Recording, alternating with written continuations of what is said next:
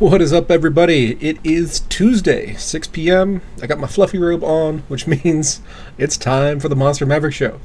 Going to be a special one this week because we're actually going to have a guest for the first time since Monster Maverick has returned to splinterlands.tv. We're going to have GenepoolChlrn8r on talking about all things rentals, or the state of the rental market. But before we get there, I'm going to bring him on in just a second. But before we get there, I do want to do my usual intro, let everybody know why, what's the show about? Why, if you're turning in for the first time, why should you listen? So, I'm your host, Neil McSpadden. I've been in the Splinterlands world since day one. Last I checked, I was still the largest single individual asset holder, aside from Aggroed, and he doesn't count. Because he's got all the inside information.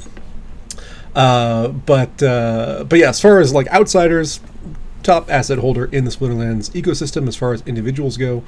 And I'm half the team behind X Chaos, which was a Chaos Legion launch token, launch pool token, where everybody collects their airdrops through DEC. And I'm also half the team behind the Venari Syndicate, which is a syndication where we raise capital from our partners and invest them into the Splinterlands ecosystem and make some cash flow. So, and in my day job, I'm tax advisory stuff. So I'm all day in the numbers, and that's what this show is about. The show is about the numbers, which to some people is not their cup of tea. But if you like the earn part of the play to earn, then this is the place for you. So bigger than Play-Doh, yeah. As far last I checked, I said, in the old days, everybody kept all their stuff in one account, but in the last year or two, people have started segregating their assets a lot more. So it's hard to keep track of exactly who has what and how much and all that kind of stuff. Like I have 20 accounts that I hold assets in, but it is what it is. So I'm not the number one landholder because Cryptomancer got three regions instead of the two that Matt Clark and me and I think Brybro and Byzantine Kitty have. But aside from that, I think I have the most of pretty much every other asset type, with the exception of node licenses. I'm only number 4 on that, which is. I'm gaining though. I'm up to 52 node licenses, and so I've got a few more to catch up to Michael B. And then, Sean said if I had half of what Play-Doh Zero Deal had, I would be thrilled. Yeah. That's actually a theme that's been coming up recently, and I'm sure Genepool and I will talk about that. So real quick, I do want to get into right before I bring Genepool on. I'm just gonna hit the market, the ecosystem value chart, because it's been an interesting week. Basically flat, 3% down compared to the week before. Some things have been up, some things have been down, but overall doing all right. So the big things though, vouchers are down 7%, licenses are up 4% in market cap, and the Chaos Legion cards are down 16%. So. Otherwise, the other stuff is a lot less liquid, so a couple purchases move the market cap quite a bit, but overall, roughly even. And, that's tracking, I think, relatively well with the broader crypto market. So let me hit the theme song, and then I will bring Genepool on.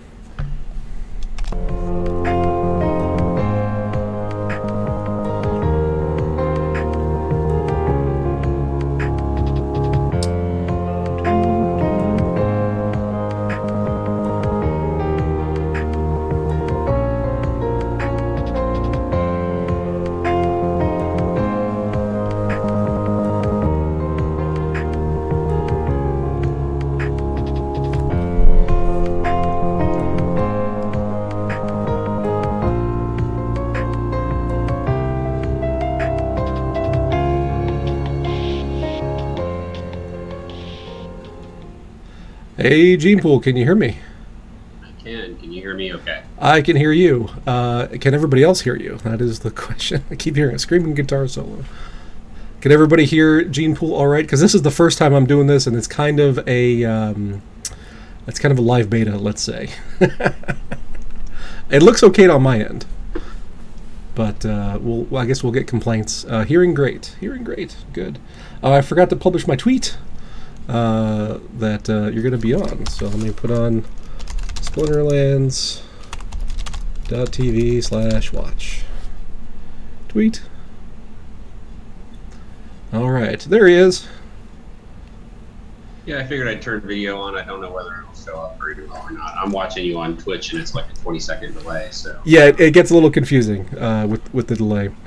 But yeah, it should work okay. It's, by streaming into my computer and then streaming that back out, it gets a little bit laggy on the video, but people will be able to see it, and I think it'll work great. So for those of you who don't know, why don't you give yourself a quick intro on who you are in the Splinterlands world, and why you might have something interesting to say. All right. Well, first, thank you for having me on. Really appreciate the opportunity. I'm actually the exact target market for Splinterlands and Play to Earn in general, in that I started in January of 22. Prior to that, I had been a crypto skeptic, not really involved with crypto much at all, although I did a bunch of options trading and other stuff in the stock market. Just kind of kept an eye on crypto. Actually heard on NPR in like December of 21, people talking about metaverse and play to earn gaming, and I had known that was going on, but not really all that involved with it.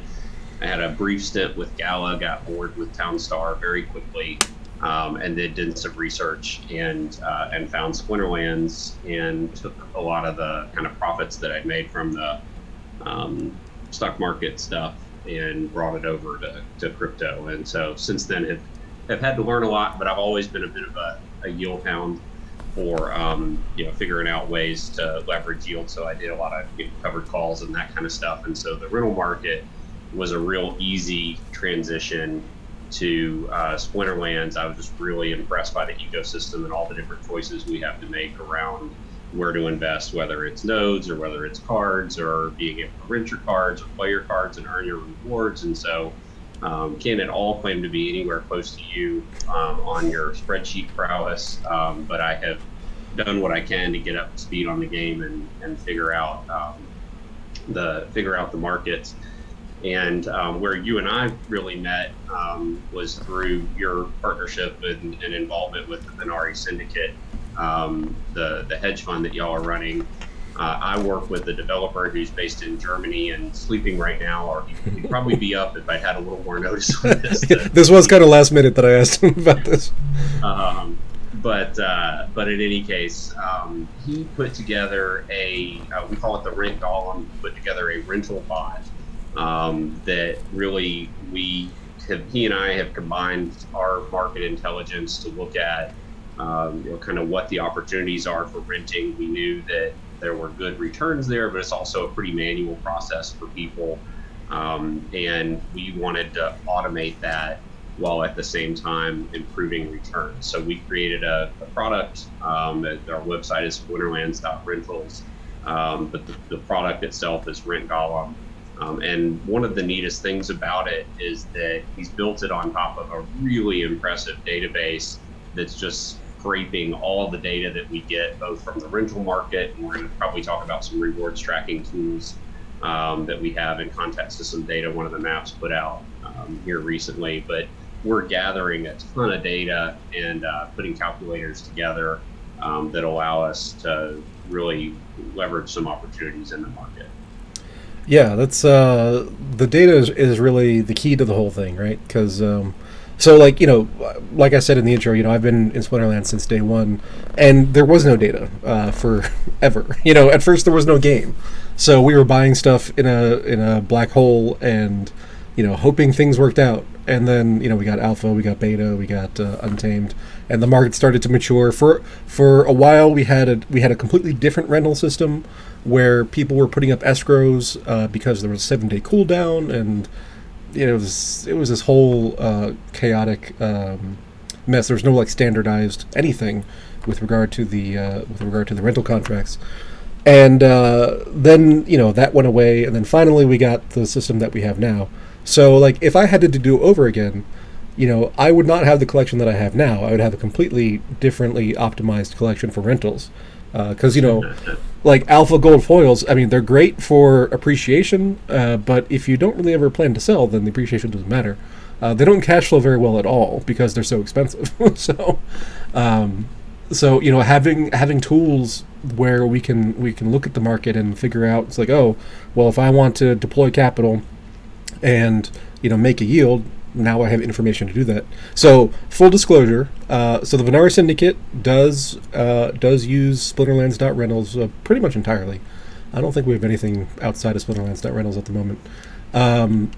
And I mean, we have nodes and other things, but for card rentals. For myself personally, I've got a couple small accounts on splinterlands.rentals. Most of mine are managed manually by a manager that I have and have been using for quite a while.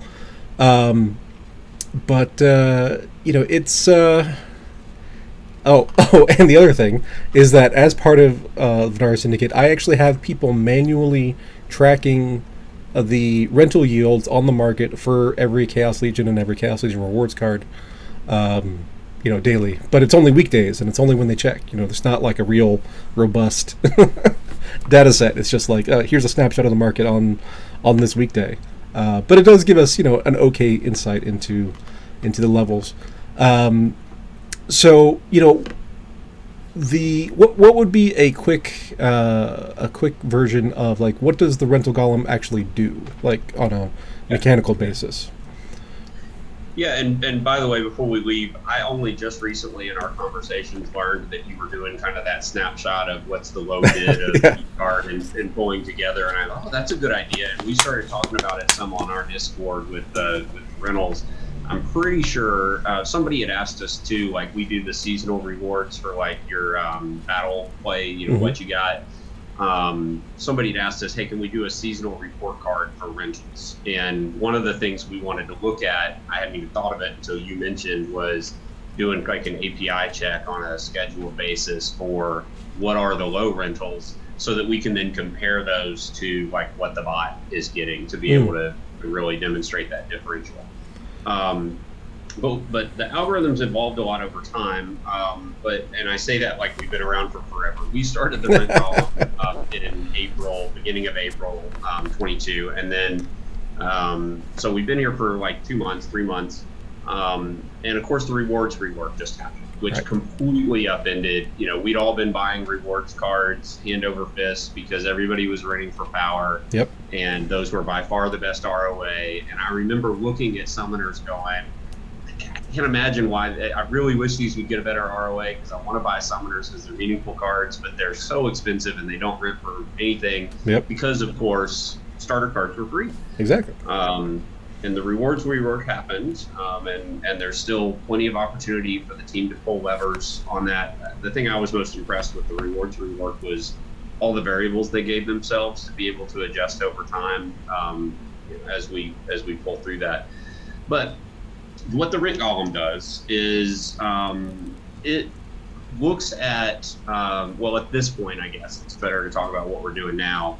We've been gathering the historical data for what cards rent for a few months now. And with the rewards rework, the data is really only relevant from after the rewards rework because really everything changed. Yeah, 100%.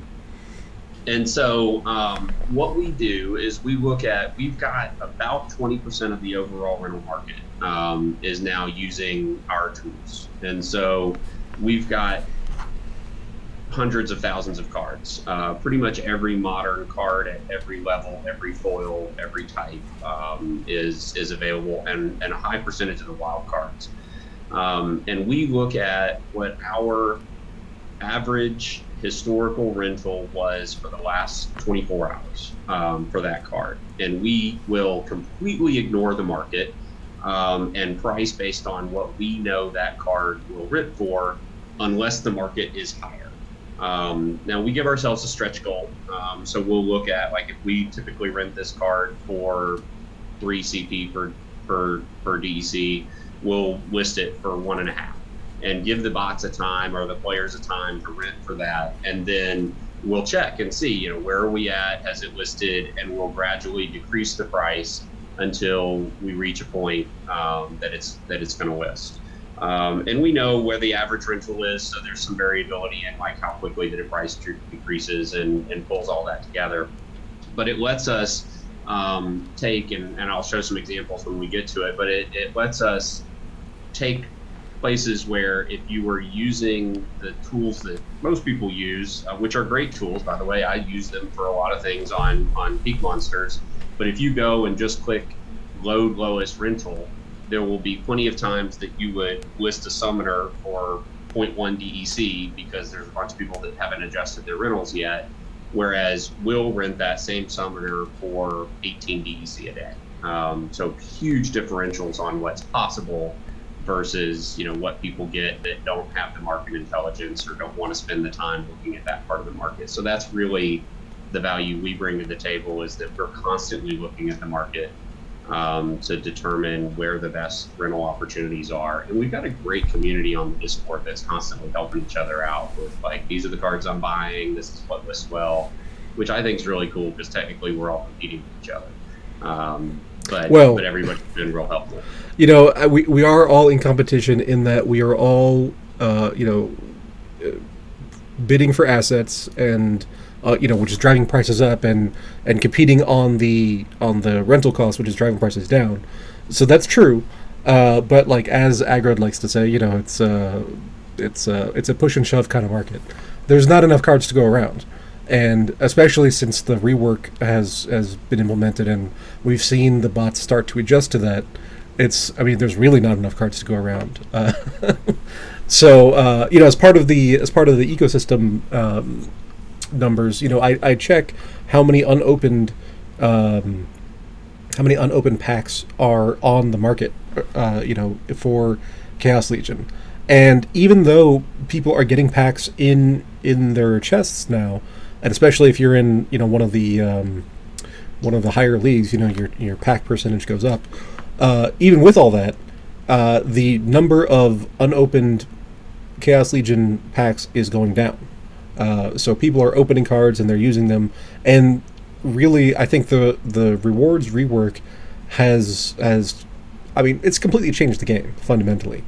It's all these bot owners who were getting something for nothing with the starter cards are now having to put some skin in the game, and a lot of them have left.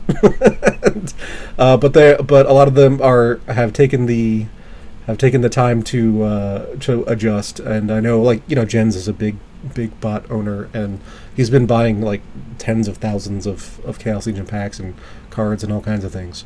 Actually, just bought a whole bunch of summoners from him. And that's the great thing about a market, because I think some of the cards I'm going to talk about I just bought from you.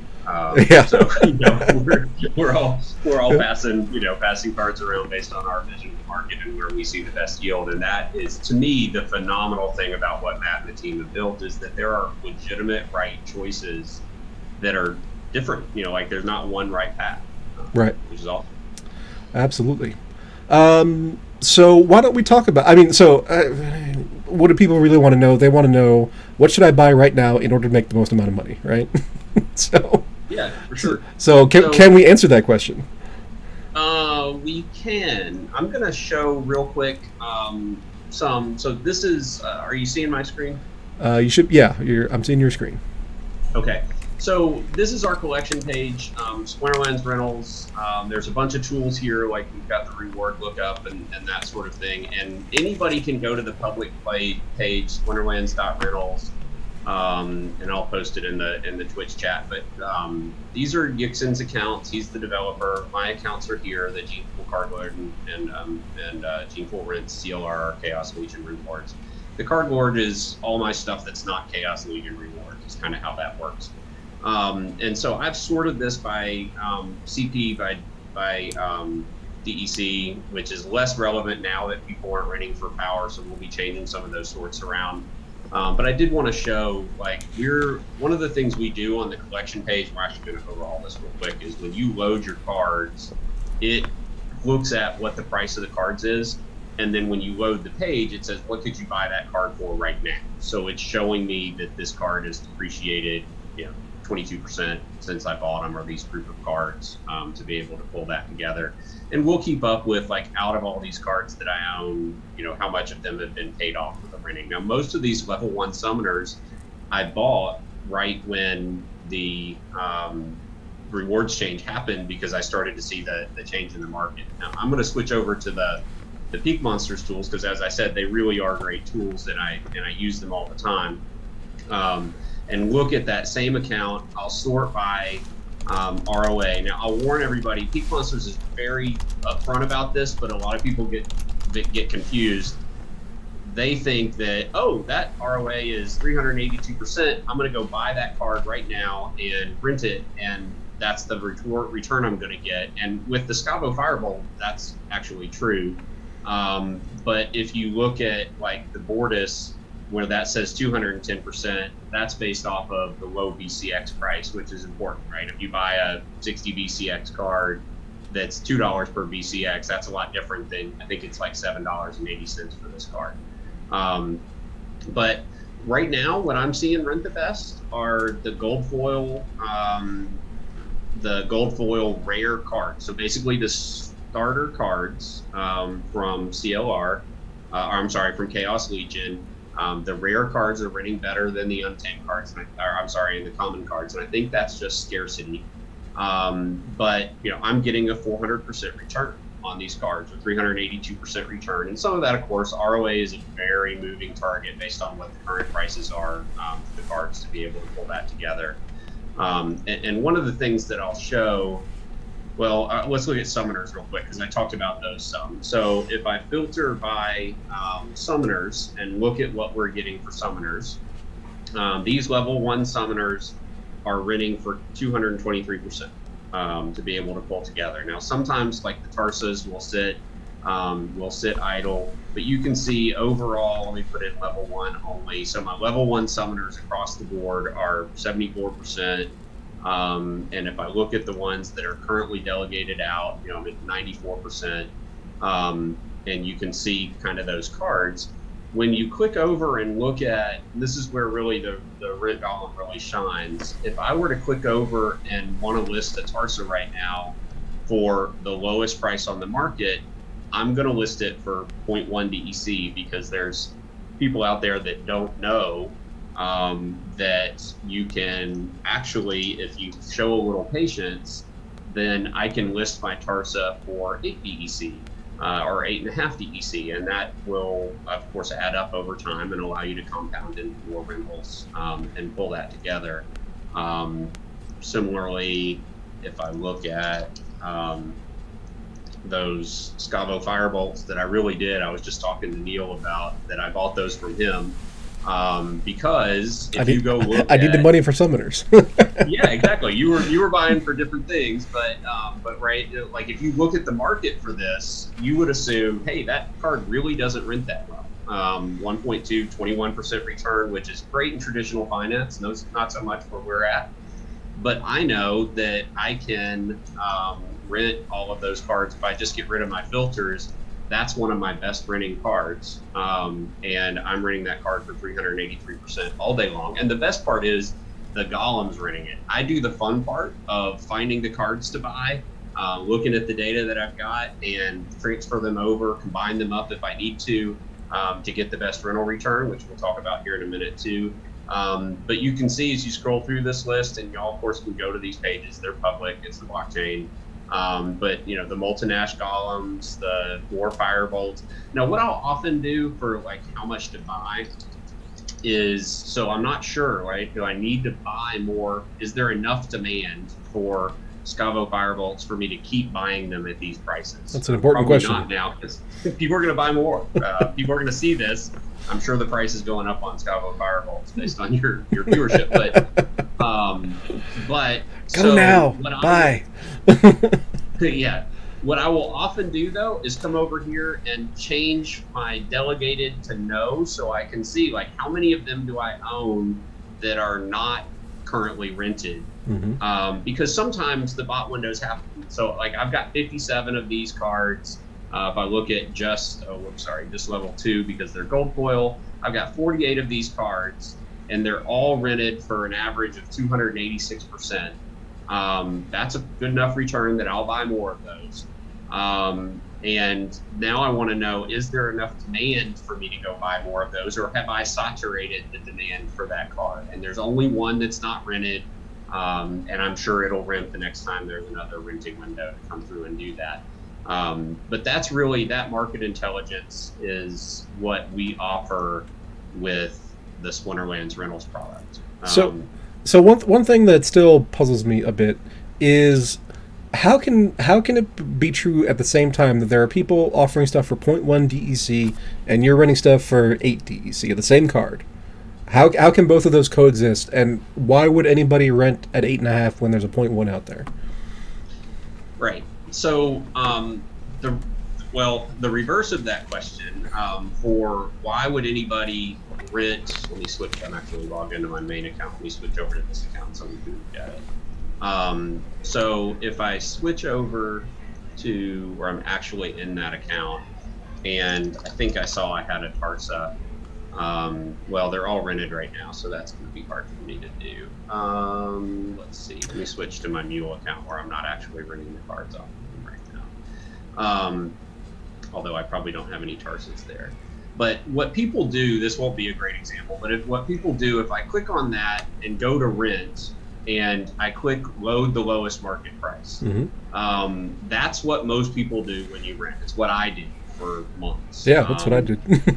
Right. And so now this says, look, I can get 0.475 DEC for that card. I'm going to get a 17% return on that. And I just, I click load, I click confirm, and I've now rented that card. And actually, since I'm not getting, I probably should transfer this card over to let the bot do it. I think somebody else cornered the market on Albatrosses. It's possible. But I seem to remember you telling that story on one of your shows. But so you can, that's what most people would do. And if you did that with a Tarsa right now, it would list for 0.1 DEC. So what we do is take our historical data, and know that there are effectively bot renting windows, where if you're patient enough, the bots will all come through and rent up those cards. And so if I sort by let's sort by this, and then look, so like all of these cards got rented and almost immediately canceled. They show it 18.6 hours. And then, here's another wave of cards that all went through at 9.6 hours. I didn't buy these cards today. I didn't transfer them in. They typically sit on the market for a few hours, and then they'll come through and rent those cards. And I don't know, you and I talked some about the different algorithms, because there's some that'll pick them up before they even hit the market, and there's some that'll come back through and get that. But you see a lot of these cards get grabbed in windows. They're going to rent every Gen Apprentice that's available on the market at that time. And they don't care about the price, because they're going to try and make it up on the reports. Well, yeah. On the back end. And so what we do is use the fact that we've got the historical intelligence for what these cards will rent for, in order to list those cards. And so just because we talked about it, if I look at these Scavo Fireballs, this is our market page, which, by the way, is not available publicly. We're working with the Splinterlands team to get approved so that we are whitelisted market ID. We've been told for a little while soon, but we did actually just have some DMs with some of the leadership that we think we're really soon now. But if I look at these cards sorted by best YROA, that's going to tell me 87%, which we know is lagging. This is a true 14-day ROA for that card. I know I'm listing these cards for 300%. If I click on that, this will show me what level to combine the card up to. And also, we've got a confidence meter here that tells me how confident am I that I'm going to get at least 87.15%. And so you can see some of these like higher level cards, we've only got a few cards on the market. We think you're only going to get 6.5%. And it's more interesting for some cards. Now, see, that's funny. All these that I bought, the ones I bought that I was talking about, I bought for under $2. Right now on the market, they're there's a lot fewer of them than there were earlier in the day, and they're $2.83. So yeah, people watch your show and pull things together. So let's look at another card. Well, I bought a lot of these under $2 too, but this, like Zenith Monk, is interesting. When we look at the ROA, what we're seeing is most of the cards are being rented at 1 BCX, and it's because it's a win rate calculation for the bots. Yep. On do I win 5 times more if I have a 5 BCX card than a 1 BCX card? Now with Zenith Monk, I would think you would, because you don't get heal until there, but there's still, you can see 97% ROA rented at level 1. And part of what's interesting to this, to me, is you look at, like, you can see how skills are valued. Level 5, 24%, but if I go to level 6 and get Void, then I'm 31%. But most of my players are actually in silver, and so this rents for more at silver level. But we're showing here on the market page all of that value, and we've got some neat quality of life things. This is actually going to be a bulk buy, but let's say I did want to buy a level 2 for this. I can, oh, why is that not showing me? Oh, now I'm saying we can do that, and we can't. I can add those 5 to the market, and buy that and pull those things over. So so I'll combine those up and throw those to the market, and then we'll refresh and do that. But so yeah. So there's some neat data that we'll be able to make available to everybody to answer that question of what level should I combine my cards to in order to get the best result. It's such a huge question, because I have faced this for years, because it's an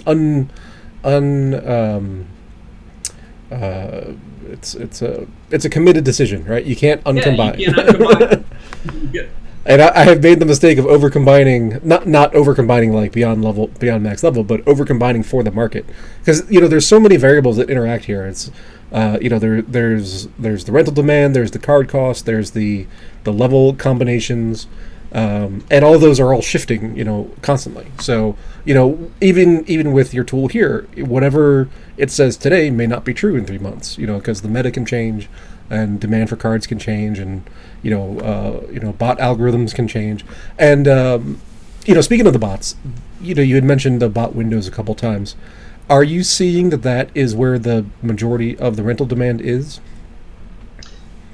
Yes. So I mean, the easiest way to see that is on both of my main renting accounts. This is not a very creative name, and none of these are. And so if I look at which are the cards, what's renting and who goes through, I sent a screenshot to Mavs earlier. I forget which card it was. Yeah, you can see the Gargoyle Devils rent real well. But it's all bonds. But to be fair, I'm targeting the specific ROA cards with the highest ROA. If I looked at my higher level cards, they're typically rented by players. But I'm trying to target that low end. I'm trying to target the people who are renting by algorithm and not paying attention to the fact that they're paying 20 DEC for a Gen apprentice. Yeah, well, it's one of the things I love about the whole rental market in Splinterlands is that it helps segregate the value stack in a card, right? Because there's value to owning it, and there's value to playing it, and those are different things. And by allowing people to own and then rent out to the people who want to play, whether it's a bot or a player or whatever, it allows you to capture that portion of the value.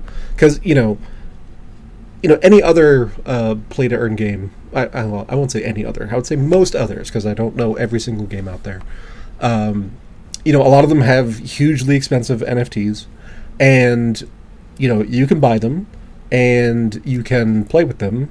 If you're really aggressive, you can set up like a YGG kind of scholarship thing in some of those games where you have a party playing on your behalf.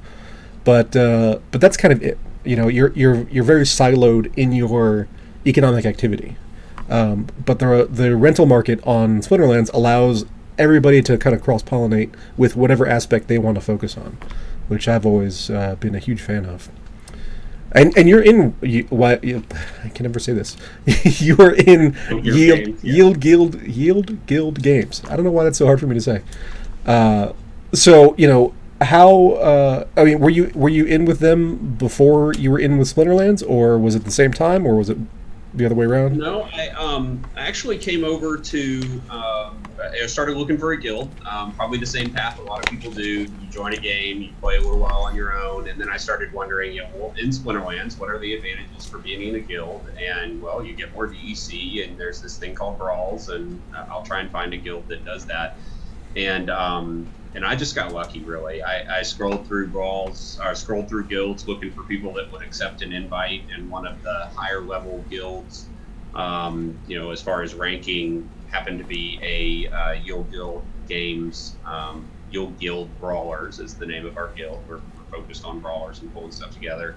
But I'm kind of an A personality, and I jumped in and started helping out as much as I could from a leadership perspective. They taught me a ton of stuff in the early days. The folks who were there can talk about how much I blew up Discord trying to learn as much as I could.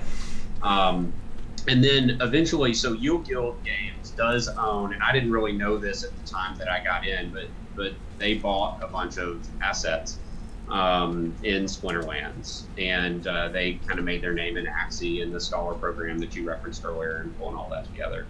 But they're doing it a little different in Splinterlands, because I think they learned their lesson in Axie as far as whether or not that's good for the economy. So Yield Guild Games bought assets at list prices. They were in with Splinterland, the SBS token, early release, and they ended up buying, I believe, I wasn't here for this, you were, I think they bought just about all of the last Untamed packs, like 6,300 Untamed packs.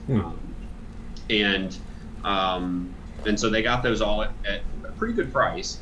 And then now they have created a sub-DAO that we are running. We manage those assets. They sold tokens, and we bought into that.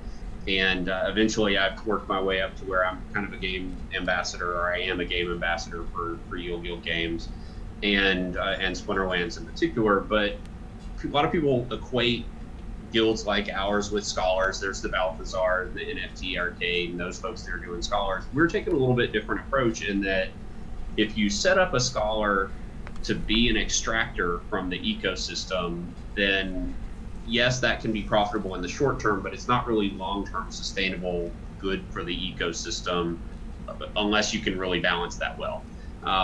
We are taking an approach that we want to help onboard small, medium-sized investors, maybe like me, that were new to crypto before we got involved, or before, with Splinterlands, and really help them be successful in the ecosystem, the economy, give them, a group support system. We have a really active chat for economic discussion and helping people out with, what to buy, not financial advice, but like what's successful and how do you leverage your assets.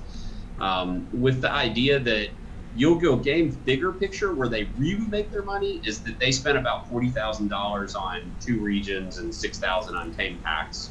And they did that by being able to go to games that are trying to get started and say, look, we have a committed group of high quality gamers, and we can bring a ready-made community to your ecosystem that will be passionate about being successful in your game and help it to be successful by word of mouth and our streamers and the things that we bring in. And so the bigger picture for Yield Guild Games is that they're going to make their money off of that private placement type deal, and they want to share in the assets that they gain with people like me who want to leverage those assets to be able to generate yield, in the play to earn, play to own space. So it's a little bit different approach to the market, and I'm new enough to not really know how it's all going to play out, but a lot of folks that have been around for a while say that was the roots for Yield Guild Games, and they sort of lost sight of some of that with Axie because of the profits and such that were available with the scholar model. Well, it's hard to argue with profits. Right. Yeah. But for sure, we have seen the Axie economy kind of implode. And Splinterlands economy is down as well, but more in line with just the overall fall in crypto rather than excessive decrease in market size. But yeah, that's actually really interesting.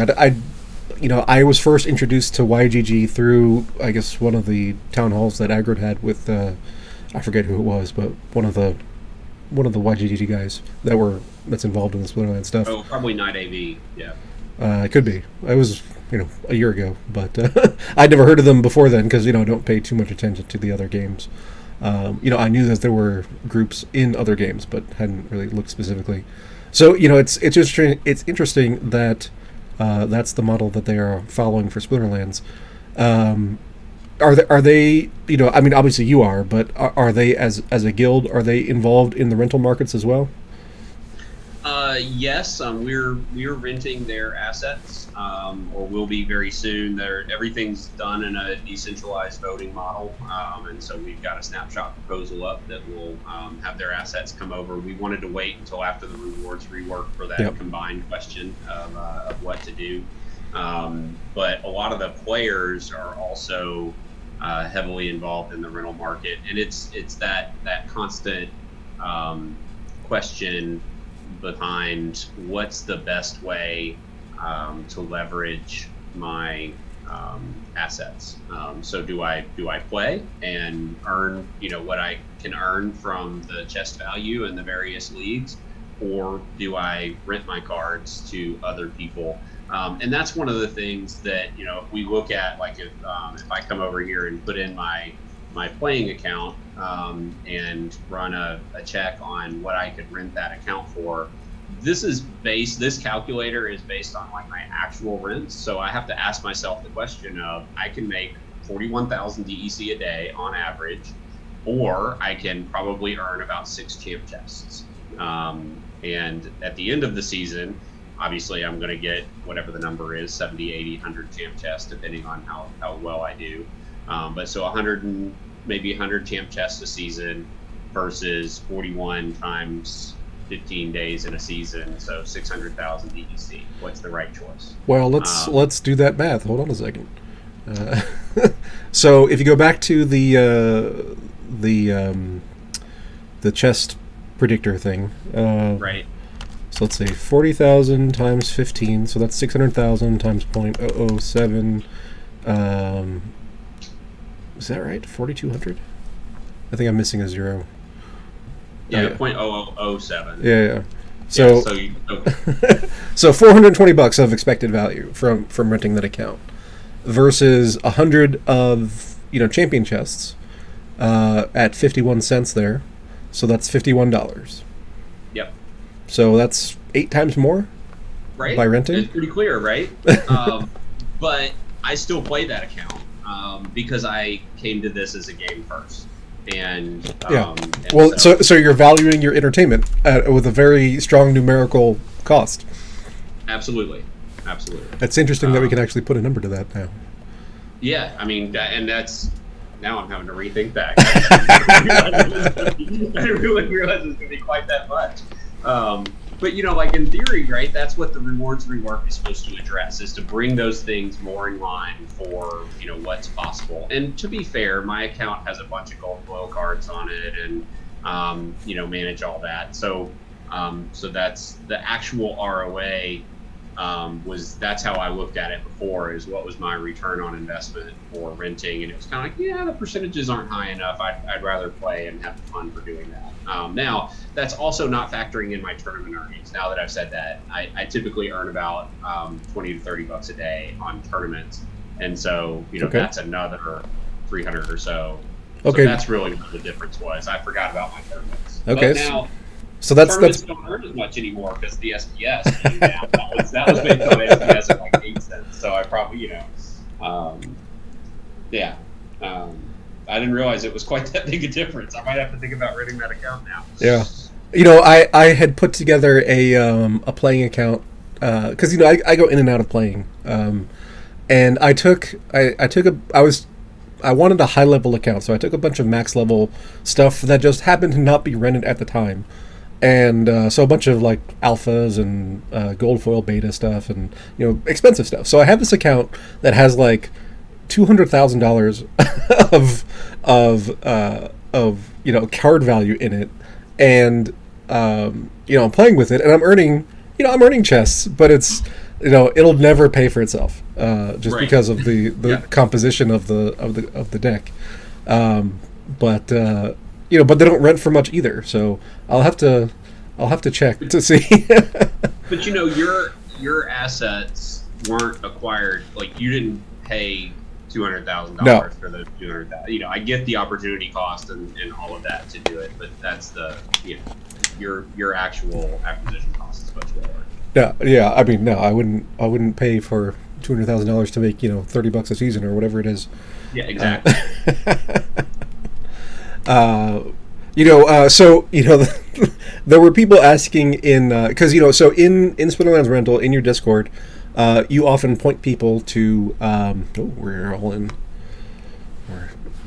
in what you call it, in infinite recursion here, but so in the Discord, the people are asking about like what to rent, and a lot of times you'll point people to your account, which is, if you go into the Splinterlands Rentals tool, there's like a list of public accounts there. And let me turn this off here. And people have been asking, it's like, well, how do I get there? How do I get to where you are, right? Yeah. And the short answer is you just put too much money into into a video game.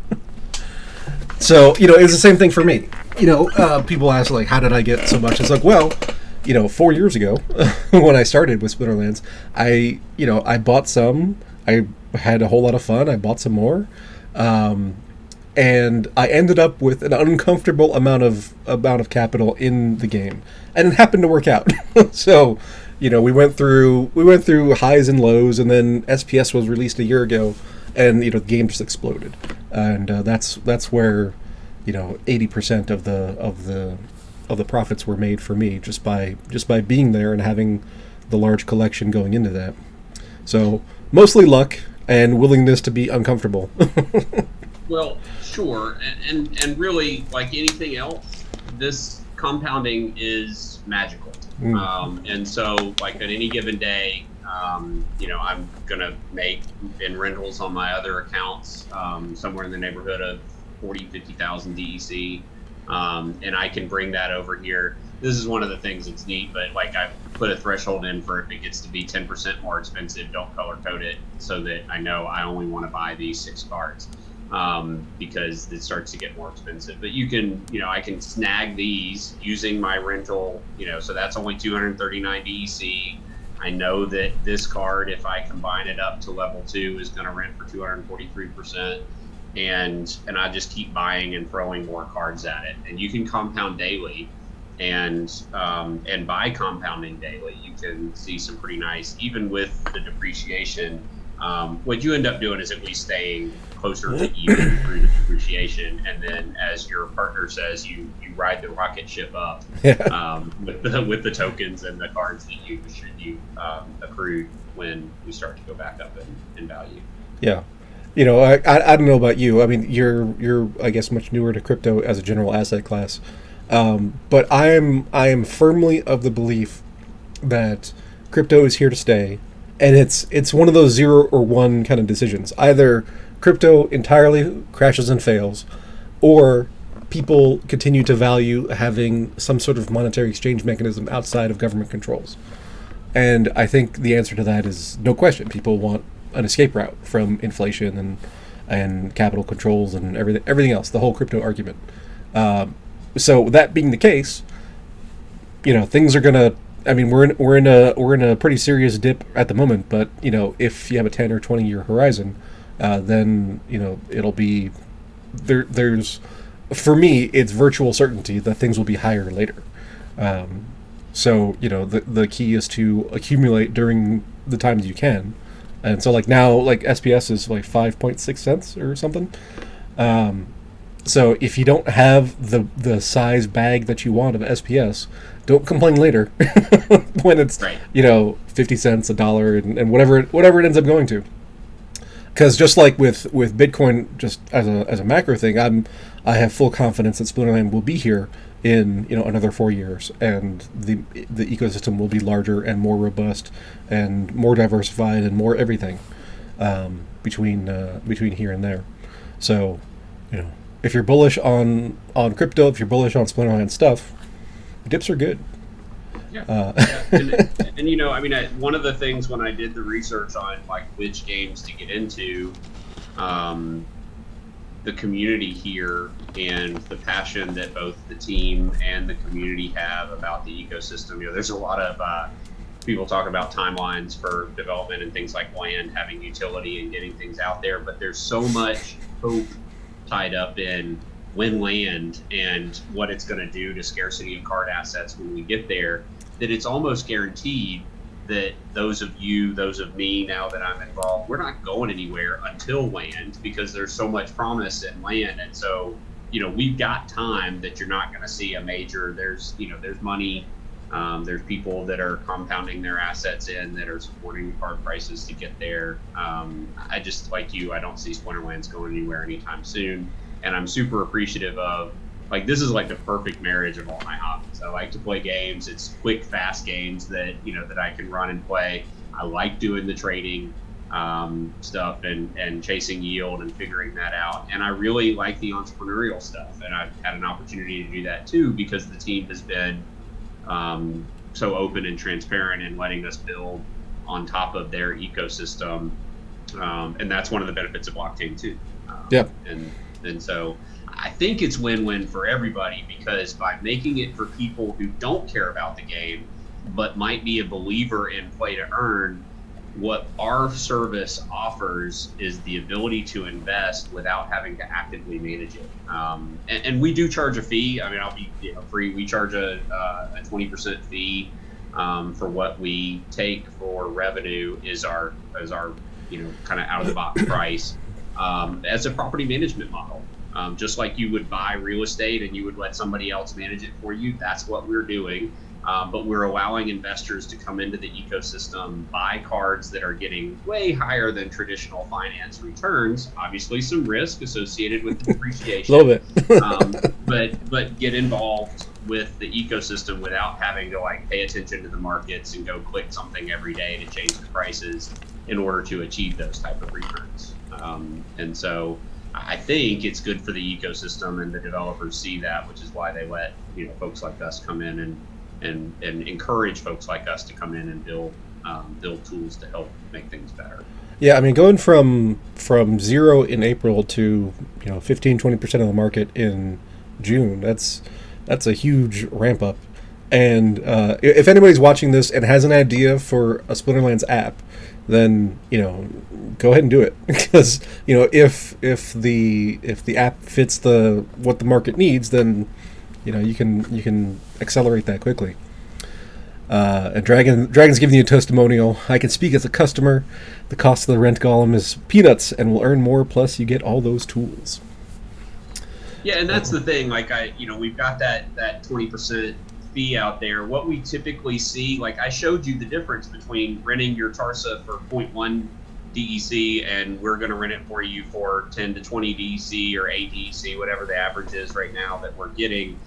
That 20% is nothing in the context of you're going to make 200-300% more than you would unless you were a really active manager. In fact, we just brought one of the OGs in that insisted for almost 6 weeks that they were really good and kind of what they were doing on their cards. And we have almost tripled their revenue in the last 4 days. Yeah. And that's going from 55 DEC or 55,000 DEC a day on that account to 140 DEC a day. Just all we did was load it into the golem and using our algorithms to pull stuff together. So yeah, in a world where everybody thinks 5% market fees, that's what people are used to paying. I get that we're high, and that's probably the biggest thing we hear is that price. But we also think it's fair based on the additional returns. And we have plans for once we can get the market kind of whitelisted and what's there, we want to be able to reward our OGs, kind of card lords that have joined our service with promo rates on the market. So do something like 3% of market fees for some period of time or longer for those that are doing higher volume to take advantage of that. We're gathering a bunch of data to kind of learn what's fair in the market, and what we do. But yeah, for sure. So we have about 5 minutes left, and I don't know about you guys, but this has just flown by for me. But I'm in this all day, every day. I had wanted to hit the Commander Chaos data post. Let's see if we can do that, just to shift gears a little bit. So Commander Chaos has been compiling data on rewards chests, and so there was some discussion, especially earlier today. Here's data for 619, which was yesterday, and 620, which was today. Or no, sorry, 619 was 2 days ago. 620 was yesterday.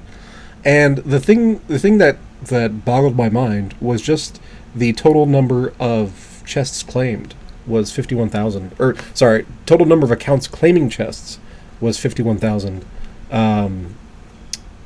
yesterday, and 44,000 the day before. And that shocked me, because I look at the Peak Monsters dashboard and they say total active accounts is 185,000. So what's your take on these numbers here? I mean, and he's broken it out by DEC payouts, potions, rewards cards, all that kind of stuff. Yeah, my sense is that the Peak Monsters number is any independent wallet that interacts with the system. So, my 3 rental accounts or 2 rental accounts, and your, whatever you said the number was, 15 different rental accounts. It's a bunch. Those are all in the Peak Monster number. And I think what Jarvie said was it's not really his number, it's a Splinterlands API number that Cryptomancer would probably have the most insight into exactly where those come from. But I, like you, that had been my source of truth, was the Peak Monsters dashboard. So to me, this was really interesting that maybe there's only 50 something, and I tried to go back and look at 618 to see, because this number's trending up, and I think it'll be interesting to see every day. Like, that's what, 10-12% more to yesterday than it was 2 days ago. So if we look again and it's 60,000, then that's telling me we probably have more bots coming online, just on the basis of what's there. Given the rental data we just looked at, where 1 BCX cards rent more, and that these are like chest tiers, so this is bronze versus silver, I was sort of surprised that there's so many silver accounts. And I think what we rationalized when we talked about it internally was 1 BCX cards are fine to play in silver as long as all your competition is also playing 1 BCX cards. Right. And so you're kind of seeing ratings inflation from that. Yeah, but you gotta have to have the power to get there. Yeah, exactly. Because silver 3 is 15,000 and bronze 1 is 5,000.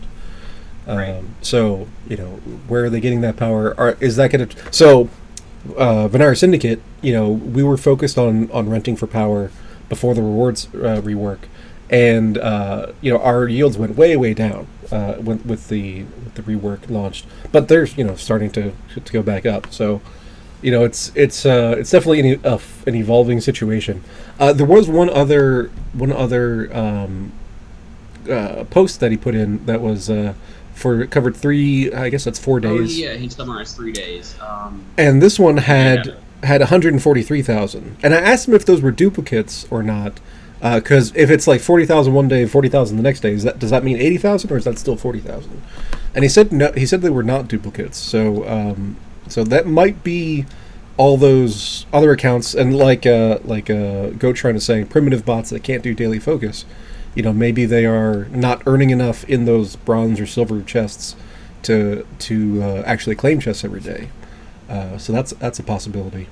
But this gave me a little bit of relief in that the 140,000 is much closer to that 185, because obviously there are a lot of management accounts, there are a lot of holding accounts, but having like a 2-to-1 kind of ratio is excessive to my mind.